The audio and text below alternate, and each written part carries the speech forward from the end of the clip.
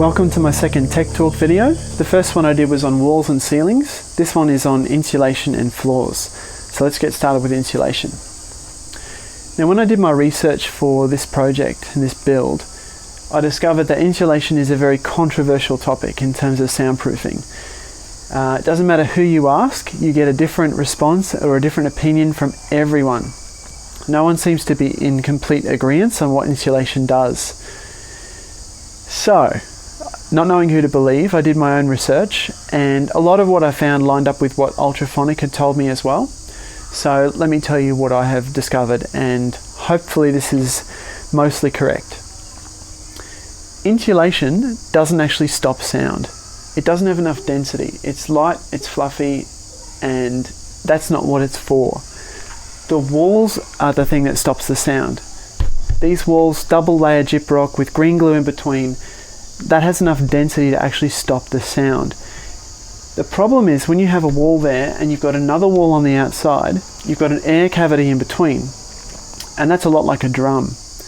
You've got one drum skin, another drum skin, and air in between, and that causes a resonance to happen between the walls. So that's where the insulation comes in. By adding insulation in that air gap, it pushes air out and it changes the density of that space and changes the way that the walls would resonate. They still resonate, but it just changes the actual frequency up or down. So, which product should you actually use?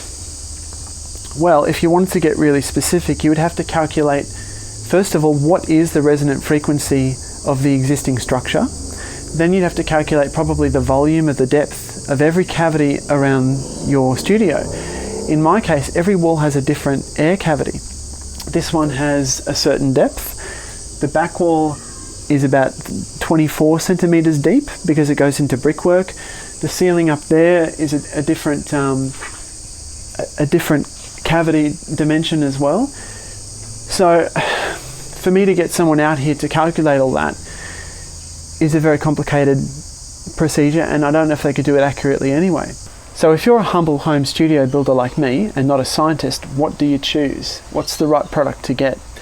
Well, the magic number, according to Ultrafonic, is 14 kilos per meters cubed.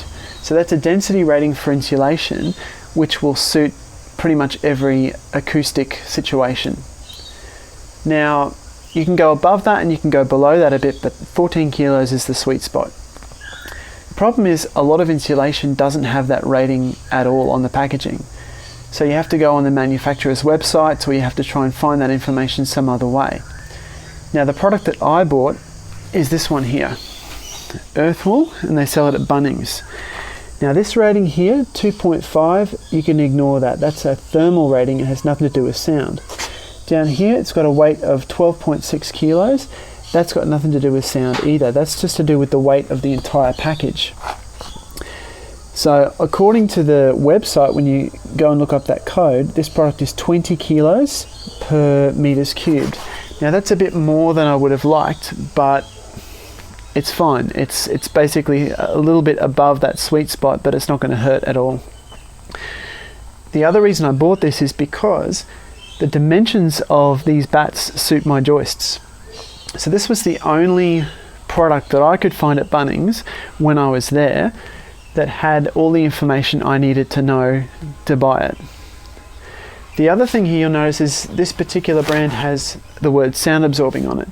Now that's just advertising hype. It doesn't really mean anything. Any insulation can be sound absorbing if it's got the right properties. But in this brand, only the ones that say sound absorbing have the meters cubed rating on the website. So I was kind of limited in my choices that way. Maybe one of their other products that didn't say sound absorbing would have done the same thing, but I couldn't get the information I needed. So that's why I chose this product. And also the price was right. It's about 65 bucks a bag. Not too bad. I'm going to do a little experiment. I mentioned before that two walls and an air cavity are a bit like a drum. So I'm going to take an actual drum and I'm going to fill it up with insulation and see what difference it makes to the sound. Here's what the drum sounds like normally. And this is what it sounds like when it's been all filled up with insulation. Now, as effective a demonstration as that was, it's probably not a particularly realistic one, because you'd never take a drumstick and bash on the wall of a studio with it, which is what that just simulated. So that was impact noise. The type of sound that a studio is normally trying to keep in is airborne noise or airborne vibrations. So a true test would be if I was to yell at the top skin and then we were to put like a little vibration sensor on the bottom skin and see how much it vibrated. That would be a true indication of what the insulation's doing. But I think you get the idea. So what about up here in the roof space? Well, there's actually two distinct areas. There's the cavity between the inner room ceiling and the outer room ceiling, and that is definitely something you should fill with insulation. It'll do all the same things it would do in the walls. On top though, this is not a cavity, this is open air, open space. So if you put insulation up here, it doesn't do anything for the sound. What it does do is it helps your thermal insulation. So for the same reason you would put insulation in the roof of your house to keep the temperatures down in summer and to keep it warm in winter, you can use that on your studio if you like, but it doesn't do anything for the sound. Let's talk about the floor. Now, if you've been watching my build so far, you will have noticed that I haven't done anything special with the floor inside the studio. It's just concrete. And potentially the problem that you might have picked up on is that the concrete in there is connected directly to the outside room. So why would I have gone to all the trouble of isolating my inside room on rubber pads, making sure nothing touches the floor, when the outside room has a direct connection straight through via the concrete? You can see it down here. Here's the outside room touching the concrete, and that concrete goes all the way inside and it makes up the floor of the studio. Well, my research indicates that it's simply not going to be a problem. The reason for that is that concrete has so much mass, so much density, that any airborne noise that happens in the room is simply not going to be transmitted through the concrete to the outside world, not by any significant amount. There is a kind of noise though that could be transmitted, and that's impact noise. And this is the same reason you can hear footsteps from an apartment above but not voices, because voices are airborne and footsteps are impact noise.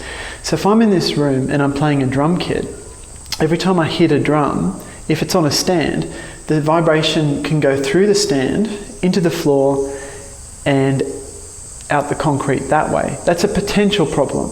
Now, I don't know how bad it's going to be until it's built. So for now, I'm not going to do anything. I'm going to wait and see. But I'm leaving my options open. You can see that I've actually created a little bit of a lip around the doorway here. So if I want to put a floating floor in, I can.